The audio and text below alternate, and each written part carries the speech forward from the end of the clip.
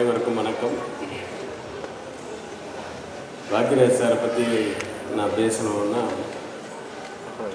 ஒரு 18 வருஷத்துக்கு முன்னாடி போகிறேன். ஒரு நாள் நடந்த விஷயம் அது. அதாவது இப்போ ஃபைனல் ஒர்க் நடந்துகிட்ருக்கு. வந்து ஹேம்நாத் பாபு ஒரு ப்ரொடியூசர் வந்தார். சுயம்வரம்னு ஒரு படம் நாங்கள் தயாரிக்கிறோம். அது மார்னிங் 7 to மறுநாள் மார்னிங் 7, தட் இஸ் 6:59 24 ஹவர்ஸில் அந்த படத்தை வந்து எடுத்து முடிக்கிறோம். ஷூட்டிங் ஒரே நாள் தான் ஷூட்டிங்கு. அது வந்து ஒரு 6-7 டைரக்டர்ஸ் டைரக்ட் பண்ணுவாங்க. அதில் ஒரு டைரக்டராக நீங்கள் வரணும் அப்படின்னு சொன்னார். சொல்கிறேன் சார், இப்போ ரொம்ப பிஸியாக இருக்கேன். இப்போ வந்து அந்த ஒரு நாள் ஷூட் பண்ணால் கூட அதனுடைய ஸ்கிரிப்ட் அதெல்லாம் நான் உட்காரத்துக்குலாம் அந்த டைம் இல்லை சார் அப்படின்னு சொன்னேன். இல்லை, எல்லாமே தனியாக பண்ணிகிட்டு இருக்காங்க. அதனால தான் உங்களுக்கு வந்து அங்கங்கே சுற்றுற மாதிரி இல்லாமல் ஒரே செட்டுக்குள்ளே நடக்கிற ஒரு போர்ஷனை வந்து உங்களுக்கு வச்சுருக்கோம். ஒன்றும் இல்லை, அந்த ஒரு நாளில் நீங்கள் ஒரு 16 சீனு ப்ளஸ் 3-4 பேட்ச் ஒர்க் மட்டும் எடுத்து கொடுத்தா போதும். 16 சீன். சரி, ஓகே, நமக்கு பழக்கப்பட்டது தான். நிறைய சீன்ஸ் இருக்குது. சரி, அது ஓகே. நான் சார் அப்போ இப்படி தலையை சொல்லிட்டு இருந்தேன். அதாவது ஒரு 2 செட் ஆஃப் ஜட்ஜஸ் இருப்பாங்க. அதில் ஒரு செட் ஆஃப் ஜட்ஜஸை வந்து நீங்கள் ஷூட் பண்ணி கொடுக்கணும். அதில் மற்ற ஆர்டிஸ்ட்லாம் வந்து போவாங்க அப்படின்னு சொன்னாங்க. யார் சார் ஜட்ஜுன்னா பாக்கியராஜ் சார், அந்த ஊர்வசி மேடம் தான் ஒரு செட் ஆஃப் ஜட்ஜ் அப்படின்னு.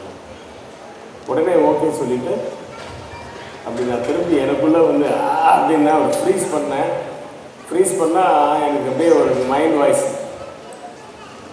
ஸ்கூல் டேஸு, 16 வயதிலே சிகப்பு ரோஜாக்கள்,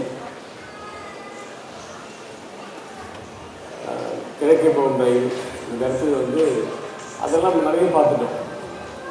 நான் பயங்கர ஃபேன் ஆகிட்டேன் பாக்கியராஜ் சார். அப்புறம் புதிய வார்த்தைகள் ஒரு படம். முதல்ல கதை பிடிக்குது, அதுக்கப்புறம் கதாநாயகன் பிடிக்கிறாரு, அந்த காதல் பிடிக்குது, அப்புறம் அவர் மேலே நமக்கு ஒரு காதல் வருது. அந்த ஹீரோவுக்கு நம்ம ஃபேன் ஆகிடும். அதுக்கப்புறம் தான் கேள்விப்படுறோம், இவர் ஏற்கனவே நான் பாரதிராஜ் சாரோட படத்துலலாம் வந்து சின்ன சின்ன வேஷங்கள் பண்ணேன். அதனால் மறுபடியும் 16 வயதில் கிழக்கே போகிற சிகப்பு ரோஜாக்கெல்லாம் மறுபடியும் போய் அதை பார்க்குறேன். ஸோ இப்படி அவருடைய மிகப்பெரிய ஃபேன் ஆகிட்டு இருந்த அந்த ஒரு பாக்கியராஜ் சாரை நான் டைரக்ட் பண்ண போகிறேன். ஏய், என்னடா பெரிய விஷயம் வந்து ஒரு மைண்ட் வரும். மறுபடியும் ஃப்ரீஸ் முடிஞ்சு மறுபடியும் அன்றைக்கி அந்த ஷூட்டிங்கு, அன்றைக்கி பூஜை, ரஜினி, கமல் சார் எல்லாருமே வந்திருக்காங்க. அந்த முடிச்சதுக்கப்புறம் 7 o'clockன்றது 8:30 ஆகிடுச்சு. நாங்கள் ஃபஸ்ட் ஷாட் எடுக்கிறதுக்கு. அப்போ பாக்கியராஜ் சார் உள்ளே வந்தார். வணக்கம் ரவிக்குமா அப்படின்னு கை கொடுத்தாரு. அது கை கொடுத்தோன்னா அப்படியே ஃப்ரீஸ் பண்ணால் மறுபடியும் மைண்ட் வாய்ஸ், யார் எனக்கு கை கொடுத்துருக்கா. அதாவது அப்போ ராஜகுமாரி தேட்டர்னு ஒன்று இருக்கும் அவங்க டி நகர். அந்த ராஜகுமாரி தேட்டரில் நான் வந்து அந்த பால்கனியில் ஒரு படம் பார்த்துட்டு இருக்கோம். ஏணிப்படிகள்னு நினைக்கிறேன். முன்னாடி இருந்தவங்கலாம் ஒரே சேசரப்பு, ஒரே கசகசாக பேசிகிட்டு இருக்காங்க. அப்பப்போ திரும்பி பார்க்குறாங்க. நான் கொஞ்சம் லேட்டாக வந்தாங்கன்னா அதுக்கப்புறமா நான் திரும்பி பார்த்தா பின்னாடி பாக்கியராஜ் சார் அவருடைய ஹஸ்பண்ட்ஸோடு உட்காந்துருக்காரு படம். இது ஒன்றுமே புரியல. நான் அவருடைய மிகப்பெரிய ஃபேன் ஆகிட்டேன் அந்த காலத்தில்.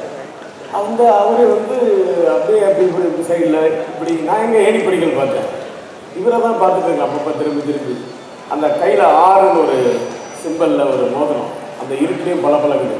அதுக்கப்புறம் இன்டர்வலில் அந்த பால்கனியில் அவர் அப்போ வந்து 555 சிகரெட், 555 இல்லை என்னவோ ஒரு சிகரெட்டு, வில்ஸ் ஃபில்டர் ஞாபகம் இருக்காது. வில்ஸ் ஃபில்டர்னு நினைக்கிறேன். அதை வச்சுட்டு அவர் அங்கே சகாக்களோட பேசிகிட்டு இருக்காங்க. நான் தேவத்தில் காஃபி சாப்பிட்டு அப்படியே பார்த்து வச்சுட்டு இருக்கேன். அந்த கையே பார்க்குறேன். உடனே ஃப்ரீஸ் ரிலீஸ் பண்ணால் இங்கே கை கொடுக்குறாரு. சரி, ஓகே, அவரோட நம்ம பாண்டியும் இப்போ அவரை டைரக்ட் பண்ண போகிறோம். சரி, நான் படங்கள் ஷூட்டிங் நடக்குது. பிரபு சார் வராரு, அவருடைய போர்ஷன் நடக்குது. பிரபுதேவா, குஷ்பு, நிறைய பேர் ஆர்டிஸ்ட் வரும்போதும் அவங்க காம்பினேஷன் அவங்க இல்லாத போது இவங்க. இப்போ பிரபுதேவா வந்திருக்கும் போது பாக்கியராஜ் சார் கூப்பிட்டு ரவிக்குமார், இந்த சீன், இந்த டைலாக் வந்து பிரபுதேவ் பேசணும். பிரபுதேவ் பேசுறதுக்கு அப்புறமா நான் இந்த டைலாக், அவருடைய டைலாக் இது நான் அப்புறமா சொல்கிறேன். ஏன்னா முதல்ல விஷயத்தை சொல்லிடக்கூடாது. சொல்லிவிட்டு அதுக்கப்புறமா அந்த காமெடி போயிடும். அதனால் அவர் பேசலாம், இவர் பேசணும் அப்படின்னு சொன்னாங்கன்னா மறுபடியும் ஃப்ரீஸ் ஆகுது. யார் இதை சொல்கிறது நம்மகிட்ட? எந்த மாதிரி படங்கள் அவர் எடுத்திருக்காரு?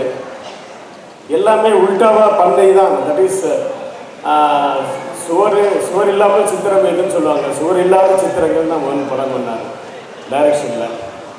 அப்புறம் 2 கை தட்டினாதான் ஓசைன்னா இவர் ஒரு கை ஓசைன்னு ஒரு படம் எடுத்து சக்ஸஸ் பண்ணுறாரு. அப்புறம் மழை வரணும், காற்று வரணும், நமக்கு வந்து பானம் பொழியணும்னு சொல்கிற நேரத்தில் தூரல் நின்று போச்சுன்னு ஒரு படம் எடுத்து சக்ஸஸ் பண்ணுறாரு. அப்புறம் கீதம் சங்கீதம் இல்லைன்னா சவுண்டே இல்லை, ஆனால் மௌன கீதங்கள் ஒரு படம் பண்ணுறாரு. எல்லாமே சக்ஸஸ் பண்ணுறாரு. இதெல்லாம் சக்ஸஸ் பண்ணுறதுக்கு காரணம் அவருடைய ஸ்க்ரீன் பிளே. ஸோ எல்லாருமே வந்து அபசகுனமாக சொல்கிற வார்த்தைகள்லாம் இவர் நல்ல சகுனமாக்கி ஒரு ஸ்க்ரீன் பிளே பண்ணி அதில் சக்ஸஸ் ஆகிற ஒரு டேரக்டர். அவனே ஃப்ரீ சொல்லிச்சார், சார் நீங்கள் எப்படி வேணால் பேசுங்க சார், நீங்கள் பேசுகிற போதுன்ற மாதிரி சொல்லிட்டு மறுபடியும் ஒரு ஷாட் எடுக்கிறேன். 15 முடிஞ்சுது. அதுக்கப்புறம் இந்த பேட்ச் ஒர்க் எடுக்கும்போது, அதாவது அந்த சுயமரத்தில் பார்த்தீங்கன்னா ஒரு 6-7 கல்யாணம் நடக்கும். அந்த கல்யாணம்லாம் அது எப்போ மறந்துடலாம், அதுக்கப்புறம் தான் எப்போ நடக்கும் தனியாக. ஆனால் இவர் இருந்து அந்த ஆசீர்வாதம் பண்ணணும். அது ஆசீர்வாதம் பண்ணுற நேரத்தில் எல்லாம் என்ன பண்ணுறது, சார் நீங்கள் கேமரா மட்டும் நான் கீழே வச்சுருக்கேன் சார், நீங்கள் எல்லாம் ஆசீர்வாதம் பண்ணுங்கள், நீங்கள் 2 பேரும் நீங்க சார் கீழே எல்லாம் கேமராவுக்கு பின்னாடி போய் ரோஜா பூ கொடுங்க கையில் அப்படி.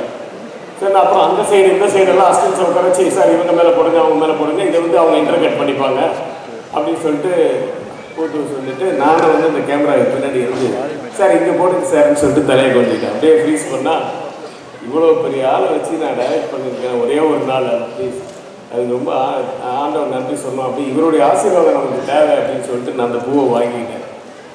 அதுக்கப்புறம் ரிலீஸ் ஆன படம் வந்து படையப்பா மிகப்பெரிய வெற்றி ஆச்சு. ஸோ அவருடைய ஆசீர்வாதம் எனக்கு வேணும் அப்படின்றது வந்து நான் எப்பவுமே நினைப்பேன்.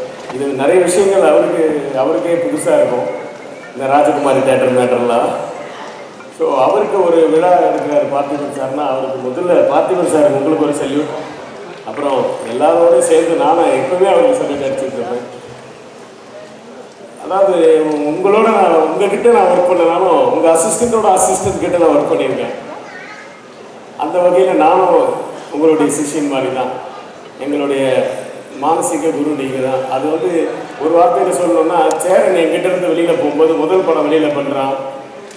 அப்போது வந்து சார் என்னுடைய ஃபஸ்ட்டு படத்தினுடைய இன்விடேஷன் வந்து நீங்கள் தான் சார் எனக்கு இது கொடுக்கணும் அப்படின்னா, முதல்ல யோசிச்சு நான் என்ன எழுதி கொடுக்க போகிறேன். அப்புறம் யோசிச்சு நான் வந்து ஒரு பேப்பரில் என்னோடய லெட்டர் பேடில் எடுத்து, ஒரு பாரதி ராஜாவிடமிருந்து ஒரு பாக்கியராஜ், ஒரு பாக்கியராஜிடமிருந்து ஒரு பார்த்திபன், ஒரு பார்த்திபனிடமிருந்து ஒரு விக்ரமன், ஒரு விக்ரமனிடமிருந்து ஒரு KS ரவிக்குமார், ஒரு KS ரவிக்குமாரிடமிருந்து ஒரு சேரன் என்ற வரிசையில் மட்டுமில்லாமல் என்னை விட நீ வளர என்னுடைய வாழ்த்துக்கள் தேவைப்பட்டிருக்கேன்.